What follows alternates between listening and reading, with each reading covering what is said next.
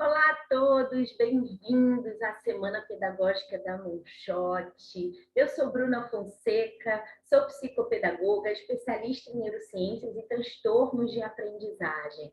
E, antes de tudo, gostaria de agradecer a equipe da Moonshot, mais um ano aqui juntos, compartilhando conhecimento, e é uma delícia sempre estar aqui com vocês. Hoje nós vamos falar um pouquinho de transtornos de aprendizagem. E antes da gente falar de transtornos de aprendizagem, a gente vai entender a diferença de transtornos de aprendizagem para dificuldade de aprendizagem. Apesar do transtorno de aprendizagem ter a dificuldade de aprendizagem contida, não quer dizer que quem tem dificuldade de aprendizagem tem transtorno de aprendizagem. Então, vamos entender um pouquinho sobre esse assunto. E antes de falar de transtornos de aprendizagem, a gente tem que falar um pouquinho de aprendizagem, né? Então, vamos pensar o que é aprendizagem. Hoje, se a gente parar para pensar, o que significa aprendizagem? Né? Eu acho que a aprendizagem fica até difícil de definir por ser tão amplo, por ser vida, por ser a nossa vivência, por ser tudo que faz a gente se movimentar. Pensem bem, aprendizagem, agem, movimento, ação, transformação. Aprender é se transformar. Antes, a gente tinha uma ideia um pouco mais rasa, eu diria, e acho que a neurociência, né, que vai ser sempre um grande ganho por ser a contribuição desse entendimento do sistema nervoso e para os professores, para todas as pessoas que são ali voltadas para a educação, quanto que isso nos ajuda a entender melhor esse cérebro que está ali, porque é uma pessoa, é individualizado, em cada demanda, cada cérebro é um. Então, vamos pensar na aprendizagem de forma um pouquinho mais ampla. Anteriormente, a gente pensava na aprendizagem como uma assimilação, né? Lá, Piaget nos contribuiu muito sobre esse estudo, sobre a assimilação, a acomodação. Mas vamos pensar um pouco nessa aprendizagem, pensando no nome, né? Aprendiz, eu tenho um ser que em qualquer circunstância aprende, cada um com as suas necessidades, cada um com a sua individualidade, mas aprende, né? A gente recebe estímulo o tempo todo tempo a gente está recebendo informações, nosso cérebro está captando informações, e o agem é ação, ou seja, eu não posso somente assimilar aquele conteúdo, aquele conceito e não ter ação sobre aquilo. Então, vamos pensar um pouco mais a fundo sobre a aprendizagem como uma mudança de comportamento.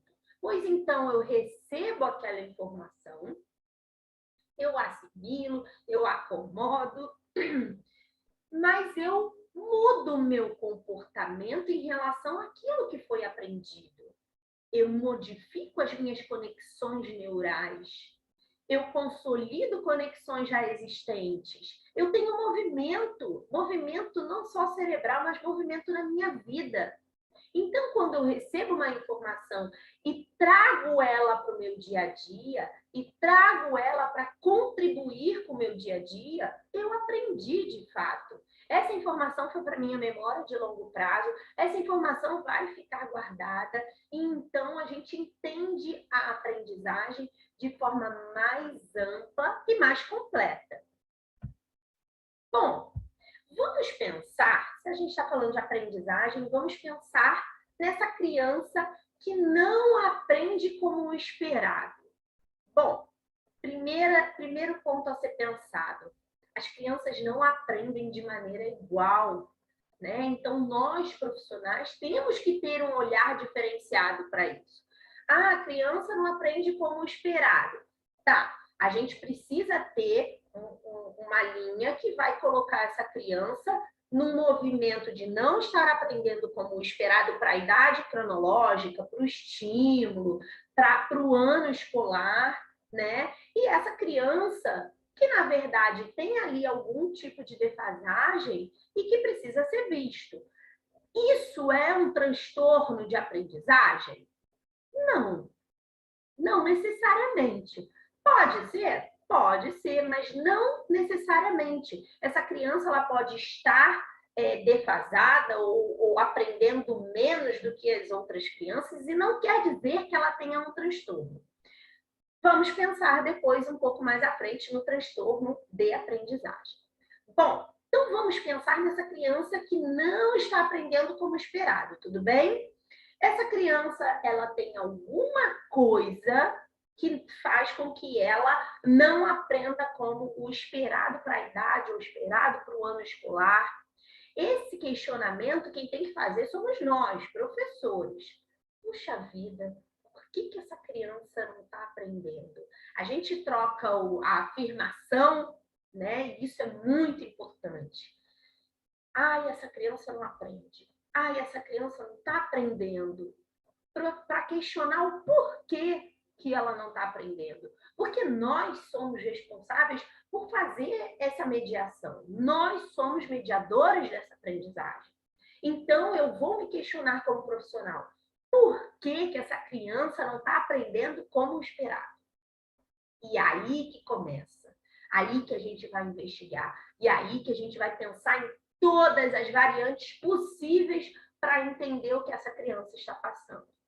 Bom, vamos pensar que essa criança, ela tem ali questões que fazem ela não aprender como esperado.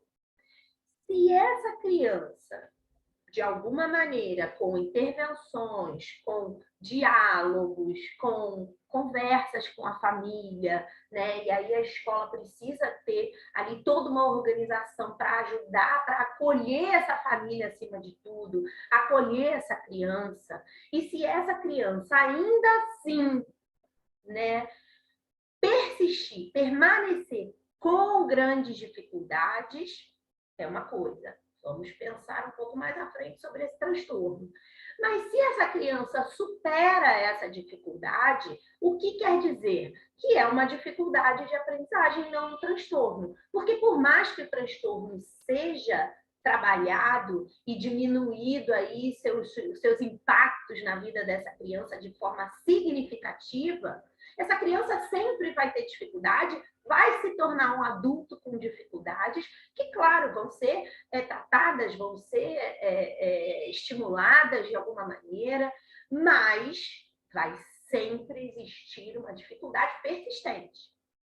Bom, se essa criança ela supera a dificuldade, é provável que é uma dificuldade de aprendizagem, algo que aconteceu por algum motivo, que nós vamos pensar um pouco sobre esses motivos, e se essa criança persiste nessa dificuldade, é provável, o que pode não ser, mas precisa ser investigado, e aí sim investigado por uma equipe multidisciplinar, por terapeutas, por médicos, toda uma equipe que vai trabalhar junto à família e à escola, porque sem isso não funciona. Então, precisamos ter essa parceria da escola, precisamos ter essa parceria da família e essa parceria de uma equipe que vai ali investigar justamente o que persistiu, o que não persistiu e o porquê que essa criança não está aprendendo como esperado.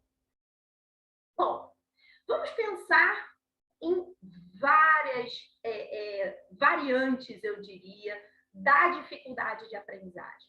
E o que a gente precisa ter em mente? Quando eu falo de um transtorno de aprendizagem, eu estou falando de descartar todas as outras opções.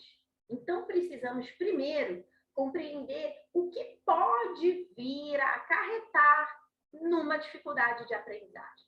O primeiro ponto e mais importante, eu sei que todo mundo vai concordar comigo, são as questões familiares. Essa criança, ela não é somente aquilo que se apresenta ali na sua sala de aula. E a gente sabe disso. Essa criança, ela tem toda uma família por trás, toda uma bagagem por trás, toda uma vivência por trás. Então, a primeira coisa que a gente tem que pensar, o que está acontecendo com essa família? Será que essa família está, né, precisando de ajuda?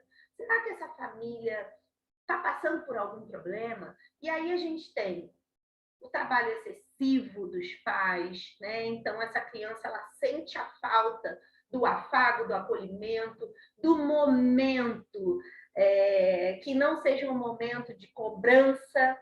E isso é muito interessante, a gente que trabalha aí, não só na escola, mas em consultório, consegue perceber uma fala muito relevante de muitas crianças, compreendendo que essa família ela não consegue dar conta, né, daquela rotina familiar.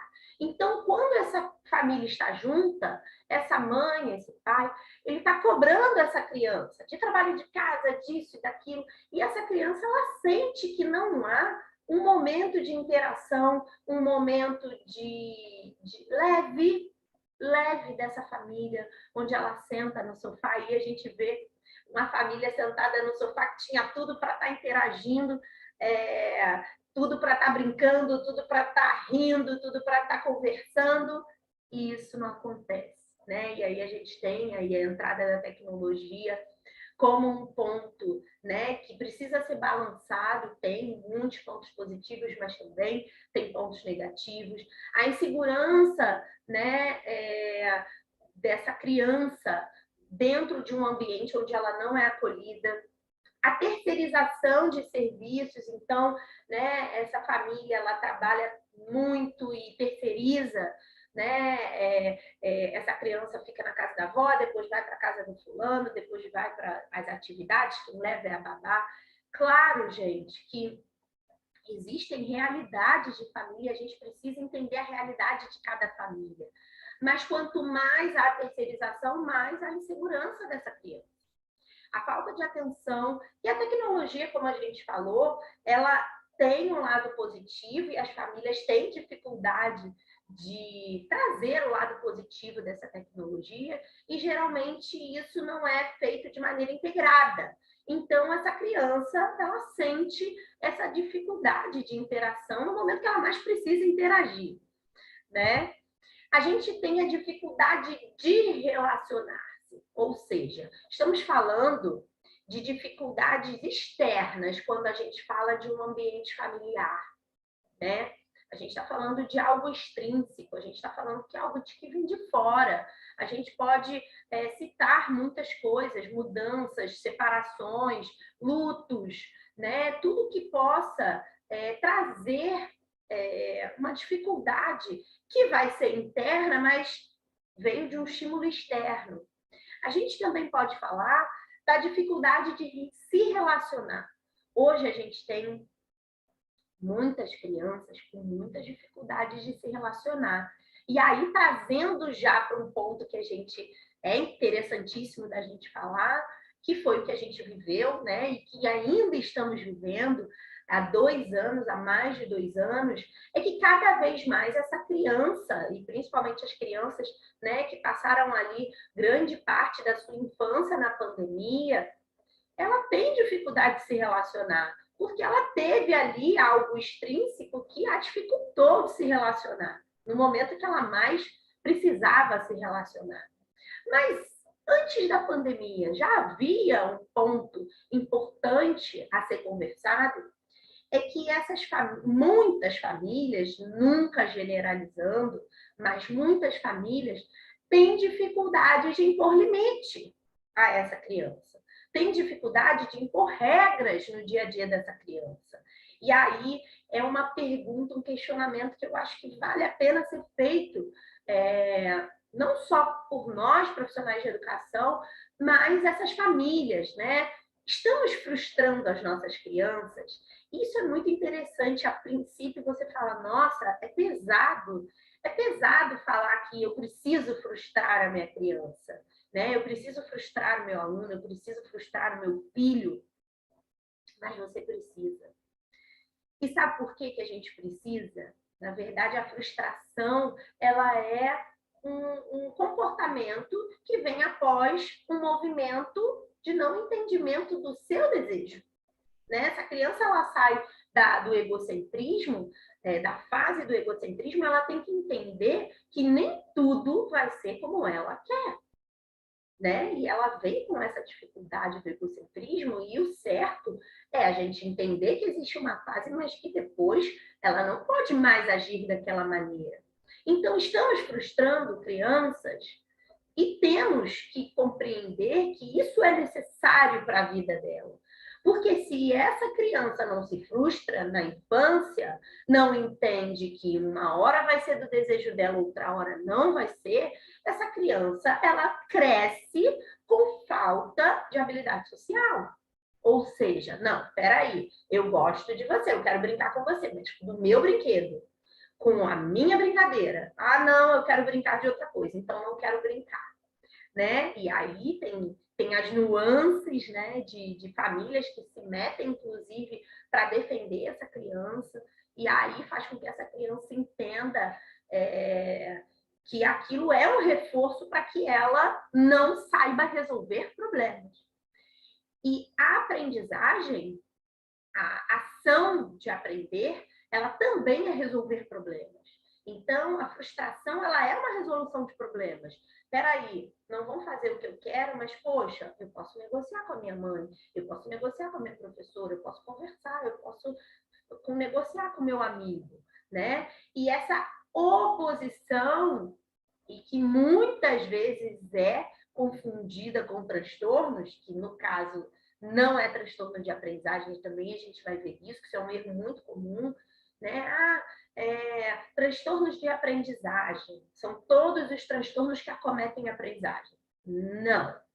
Transtornos específicos de aprendizagem são transtornos específicos de aprendizagem. Vários outros transtornos têm o acometimento da aprendizagem. O TOD, por exemplo, que é um transtorno psicológico, é um transtorno de comportamento, mas que, claro, com certeza, vai prejudicar essa aprendizagem. Bom, item 3, né? Para a gente refletir um pouco sobre isso, né? Metodologias não assertivas. E aí é um ponto bem discutido, né? Das metodologias usadas pela escola. A gente tem uma metodologia, né, atual, que é antiga, que já está sendo se modificada, é uma metodologia que vem mudando, porém ainda temos aí esse sistema educacional, né? E aí uma imagem para não ser justa, para uma seleção justa, todos farão o mesmo exame, escalar a árvore, e tem até peixe na sala de aula, né? Então, pensar um pouco sobre isso faz com que a gente entenda que, na verdade, se a gente parar um pouco para pensar, qualquer metodologia, qualquer sistema educacional, ele vai ser... a neurociência, ela vai contribuir. Vamos lá, a neurociência não defende metodologia. Ah, não, a neurociência é uma metodologia para ser usada em escolas com metodologias e sistemas X. Não, a neurociência, ela é uma contribuição do conhecimento do sistema nervoso. E que qualquer metodologia precisa compreender que há um cérebro ali. Ponto. Sem discussão, porque toda a metodologia, sendo assertiva ou não, sendo sistema educacional ou não, o produto é o aluno. Quem a gente quer alcançar é o aluno. E esse aluno tem um cérebro. E compreender o funcionamento desse cérebro se faz necessário. Ponto. Ok.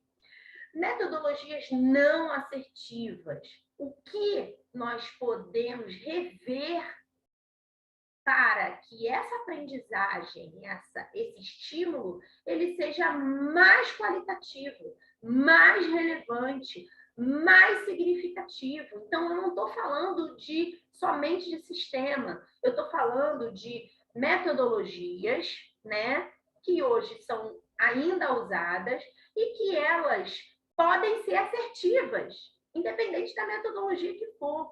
Então, essa criança que está ali, né, dentro de uma metodologia não assertiva, dentro de um sistema que ela, na verdade, não se adaptou, e essa escola não consegue adaptar esse aluno a isso, aí a gente pode ter um problema de dificuldade de aprendizagem, né? Qual o papel desse professor? É todo, é tudo. Esse professor, ele vai mediar isso, e pode ser a metodologia que for. Esse professor, ele precisa entender que esse aluno precisa estar motivado, que a aprendizagem dele precisa ser significativa para mudar essa conexão, para modificar, para consolidar essa conexão neural dele. Seja a metodologia que for. Então, a neurociência, ela não vai defender metodologias. Ela vai dizer que, independente da metodologia, estamos falando de um cérebro, estamos falando de um aluno, estamos falando de estímulos, e dar qualidade a esse estímulo é o papel do professor. Ok? A gente tem a quarta questão, é uma questão que a gente que vale a pena ser discutida, né? A privação de estímulo. E aí eu vou dar um exemplo para vocês. Uma criança chega no consultório com dificuldade de aprendizagem e supostamente um transtorno de aprendizagem, né? Então, olha, meu filho não aprende, meu filho não está conseguindo, né, dar conta do ano escolar. Primeira coisa que a gente tem que pensar, né, junto com essas todas que a gente já falou antes, essa criança, ela foi exposta, ela foi estimulada a essas aprendizagens que a gente está cobrando ela? Será? Será que essa criança, claro que sempre estando na escola, a gente entende que de alguma maneira ela foi estimulada, pouco, muito, bem ou mal, mas foi estimulada, né? Mas muitas vezes essa família chega com demandas e a gente percebe que essa criança, ela teve uma privação de estímulos. Essa criança, ela não foi exposta a esses estímulos. Então, é claro que ela vai ter dificuldade de aprender, né? A diferença do eu não aprendo para o eu não fui ensinado, né? E eu nem gosto muito do eu não fui ensinado, eu não fui exposto a interagir com essas demandas, eu não fui estimulado a interagir com essas demandas. É diferente, né? São questões diferentes. Uma coisa é essa criança ela ter todo o estímulo e ela não aprender mesmo assim, e esse estímulo ser totalmente positivo, totalmente relevante, significativo, e mesmo assim essa criança persiste em não aprender. Vamos investigar, tem alguma coisa aí, né? E essa criança muito presa na tecnologia, essa criança que traz ali uma vivência, uma experiência de vida, né, que seja um pouco mais, né, fora do contexto, uma criança que, por exemplo, né, era criada por uma família, uma criada por uma avó, e essa avó, ela adoece, ela falece. Essa criança, ela vai ter aí um momento de muita dificuldade e que precisa ser acolhida e que precisa ser vista. Então, esse professor, esse profissional da escola, esse coordenador, ele precisa ter um olhar eu digo que é um olhar de descarte.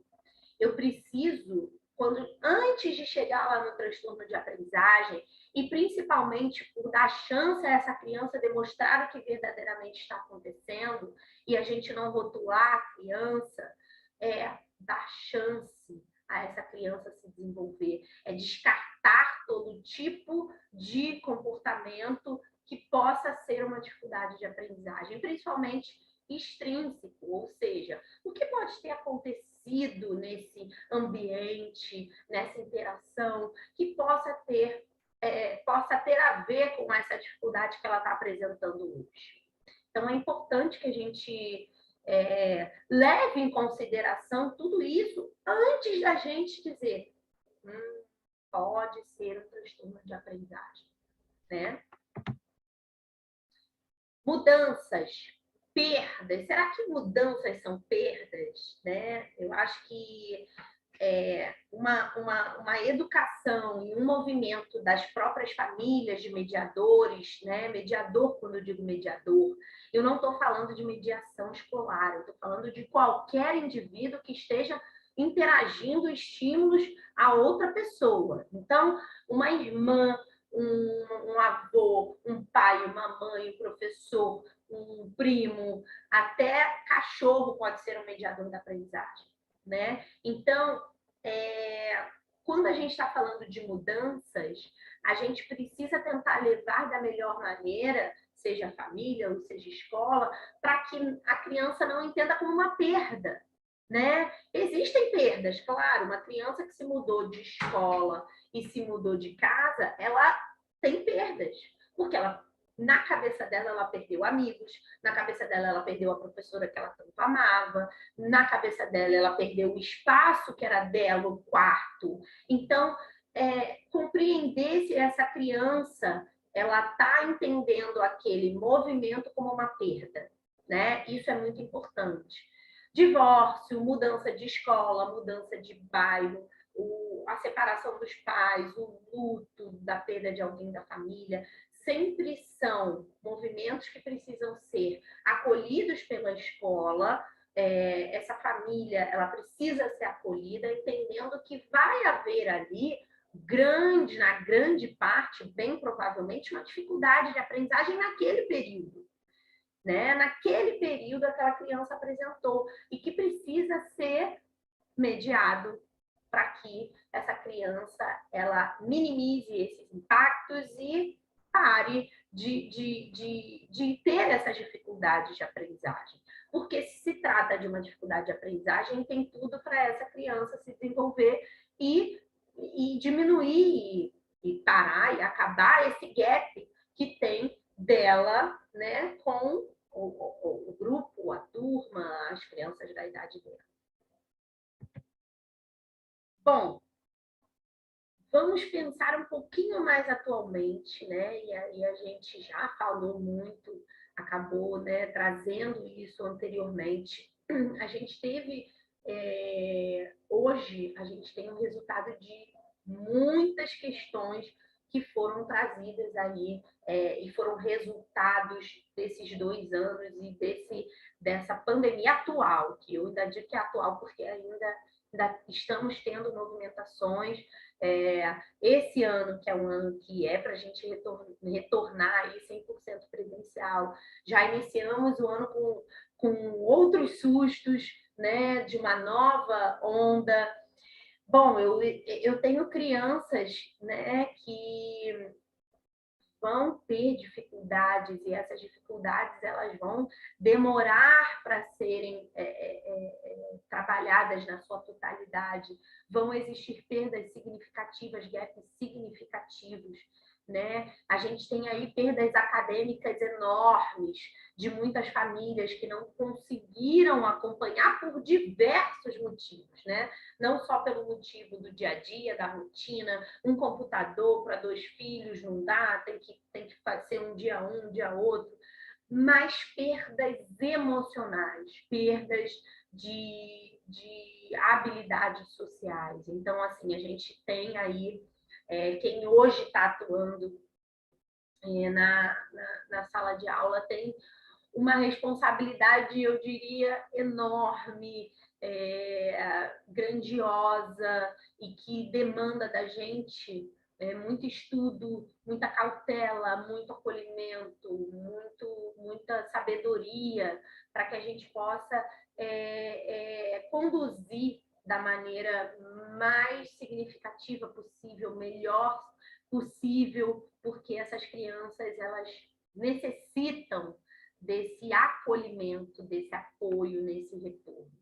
Então, podemos estar falando de dificuldades dificuldades de aprendizagem, podemos estar falando de uma criança com transtorno de aprendizagem que teve uma piora significativa nesse momento, mas precisa ser investigado e, primeiramente, descartado tudo isso que a gente vem falando anteriormente.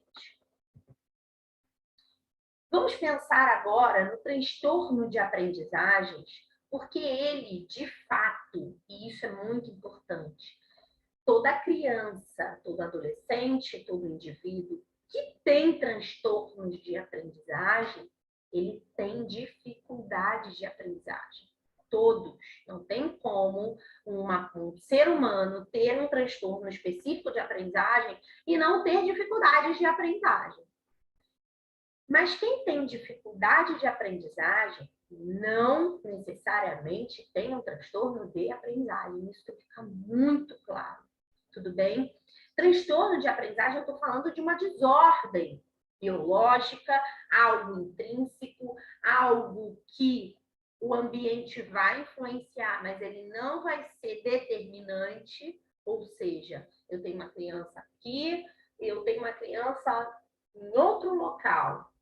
Uma criança muito estimulada e uma criança pouquíssimo estimulada. Se eu tenho um transtorno de aprendizagem, essa criança muito estimulada, claro e obviamente ela vai ser uma criança que vai ter um futuro muito mais significativo, mais ampliado dessas aprendizagens. Porém, isso não vai descartar o transtorno de aprendizagem.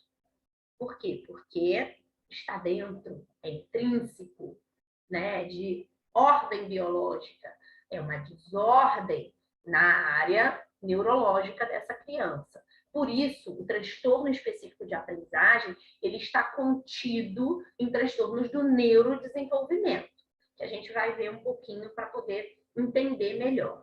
Então, quando a gente está falando de transtornos de aprendizagem, a gente está falando de uma desordem, ok?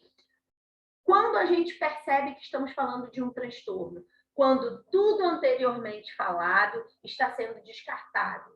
Ou seja, não é uma dificuldade de aprendizagem, não é um luto, não é uma mudança, não é uma falta de estímulo, não é uma dificuldade nesse ambiente familiar.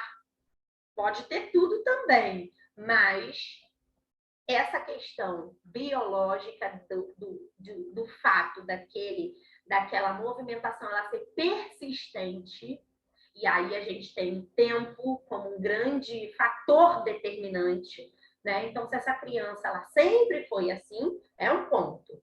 Se essa criança, se você faz uma pergunta a essa família e essa família ela diz que não, ela passou a ter dificuldade depois da pandemia. Espera aí. Uma criança com transtorno de aprendizagem, ela tem dificuldade desde sempre. Claro que se a gente está falando de transtornos de aprendizagem, específicos de aprendizagem, eles vão aparecer principalmente na fase de alfabetização. Então, fica difícil, muitas vezes, da gente mensurar o que é o estímulo, né? O que realmente essa criança não aprende. Então, claro que a gente está falando de transtorno de aprendizagem, a gente só existe a possibilidade de fechar um diagnóstico, né? E aí isso vai ser feito pela equipe terapêutica, pelo médico, porque é o médico que vai dar o laudo, é o médico que vai bater o martelo ali daquele transtorno junto a essa equipe que está investigando. Isso com muitos descartes, né? Descartando tudo, dando o estímulo necessário, esgotando as possibilidades para que a gente chegue, então, num suposto transtorno de aprendizagem, tá? Mas transtorno de aprendizagem, o ambiente causa, o ambiente influencia? Vamos pensar. O ambiente influencia no transtorno de aprendizagem? Com toda certeza. O ambiente causa transtorno de aprendizagem? Não. Ou seja, eu tenho um ambiente que vai beneficiar o aluno, o sujeito, e eu tenho um ambiente que vai prejudicar o sujeito. Sem dúvida, sem dúvida. mas esse ambiente ele não causa transtorno. Anteriormente, o que a gente falou é intrínseco, independe do ambiente. Claro que esse ambiente vai influenciar, mas ele não vai causar. Isso é muito importante, tá? Bom, eu trouxe um gráfico que fica muito mais fácil da gente compreender. Existem transtornos de aprendizagem e existem transtornos que acometem a aprendizagem, que a gente falou que é diferente. Vamos pensar numa coisa. Existe, né, um manual dos transtornos mentais, que é o DSM-5. Hoje a gente está no DSM-5. Há pouquíssimo tempo saiu o CID-11, que também são códigos, né, que a gente usa ali para colocar o transtorno que está sendo citado. Teve uma modificação, agora fala-se transtornos da aprendizagem no desenvolvimento, mas a gente está falando de uma mesma coisa, não teve alteração, né, no que seja, nas variantes, não teve alteração de nada. Então, DSM-5, ele vai classificar esses transtornos. E o transtorno de aprendizagem, ele está contido no transtornos do neurodesenvolvimento, como eu já havia falado. Então, vamos lá. Nós temos o transtorno do neurodesenvolvimento, que são vários tipos de transtorno. E aí a gente pode ver alguns. Deficiências intelectuais, transtorno de comunicação, TEA, que, na verdade, teve uma modificação significativa no CID-11, né? É importante que a gente leia o CID-11, veja as modificações do transtorno do espectro autista. Não vamos falar sobre ele porque estamos falando de transtornos específicos de aprendizagem, mas é óbvio e claro que todos esses transtornos aqui citados, eles acometem a aprendizagem, né? Há prejuízos na aprendizagem. A gente tem TDAH, a gente tem transtornos motores e outros transtornos. E dentro desses transtornos do neurodesenvolvimento, a gente tem os transtornos específicos de aprendizagem. Uma coisa que eu escuto muito e faço questão de compartilhar esse conhecimento com todo mundo que acabo, né, vendo esse movimento de fala, é de colocar o transtorno de aprendizagem como qualquer transtorno que acomete a aprendizagem. E eu vejo, né, profissionais que não sabem dividir isso. Então, é importante que a gente entenda que o transtorno específico de aprendizagem, transtornos de aprendizagem, só existem alguns. Prejuízo na leitura, prejuízo na escrita e prejuízo na matemática. Ponto. Esses são os transtornos específicos de aprendizagem. Dislexia, quando a gente fala de um transtorno de leitura que acomete a escrita, né?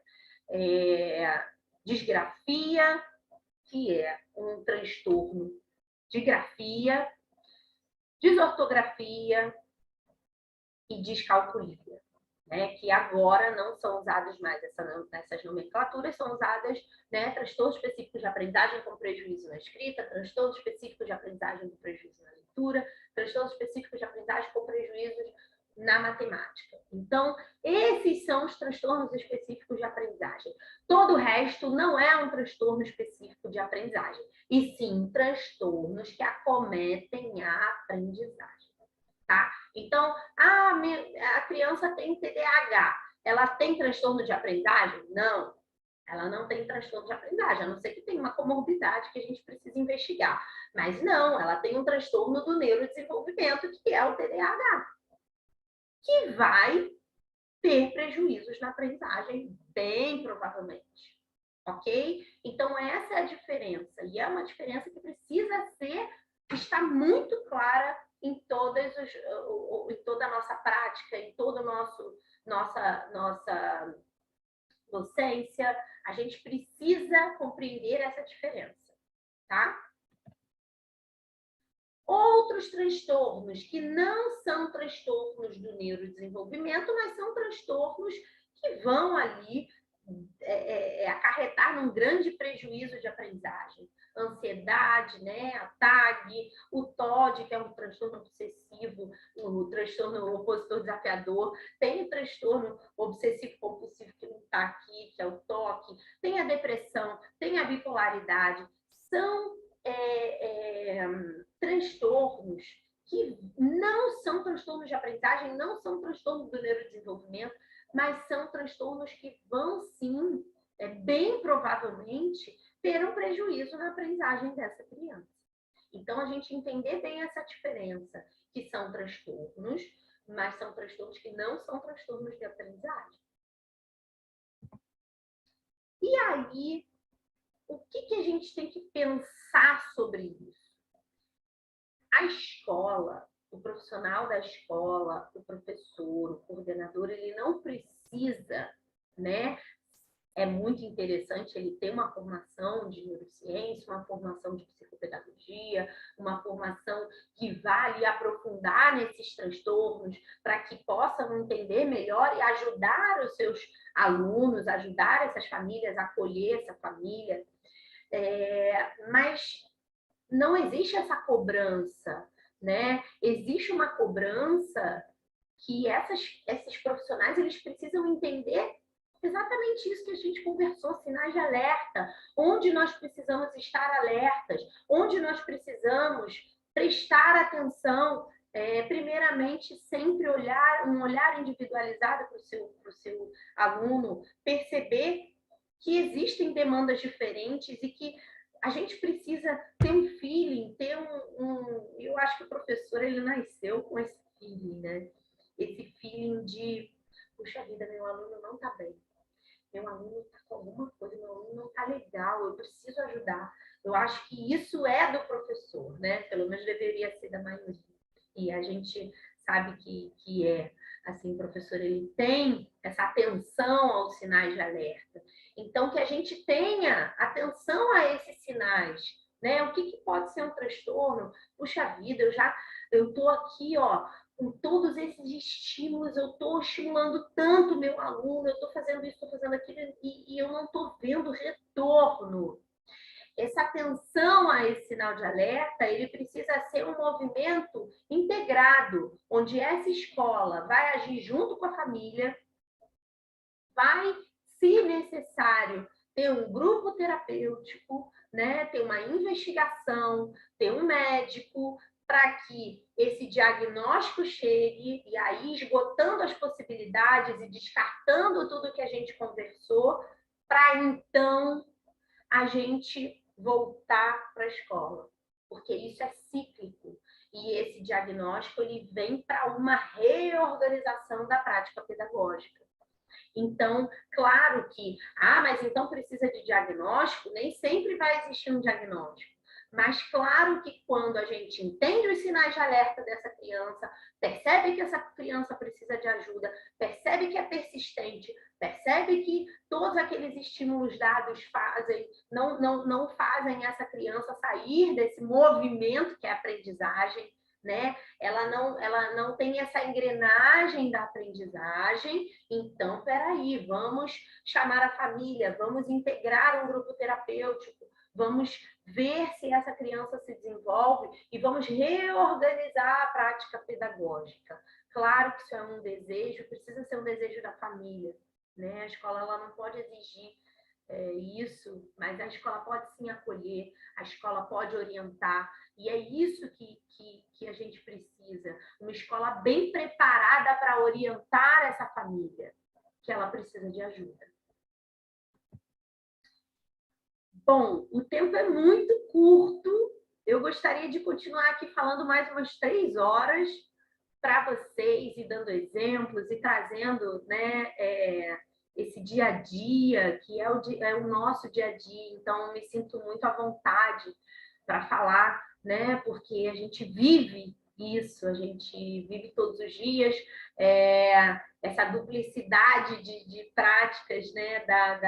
Da clínica com a escola, com a área educacional, com a área clínica, com a área de saúde, e eu me sinto muito privilegiada por poder não só ajudar tantas famílias, mas compartilhar dessas informações para que cada vez mais a gente tenha segurança no que a gente faz, a gente tenha segurança na nossa prática pedagógica. pedagógica, e eu só posso dizer que contem comigo.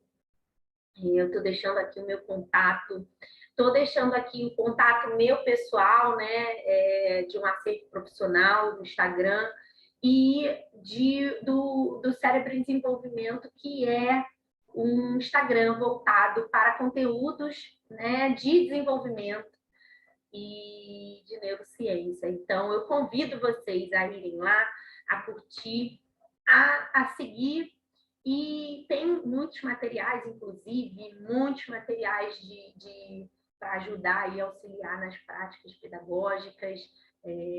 Então, tem muito material, é só entrar em contato, falar com a gente manda os materiais.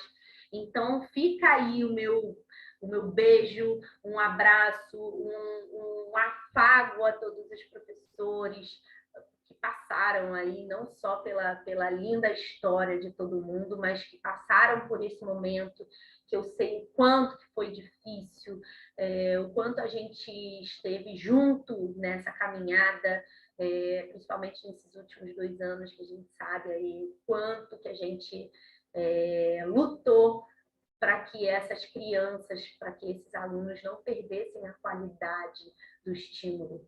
Então, o meu muito obrigada e parabéns a todos vocês que passaram e ainda estão passando pela persistência, pela coragem, e nós estamos juntos e eu conto com vocês e estou à disposição para compartilhar mais e mais conhecimento. Um grande beijo e até a próxima.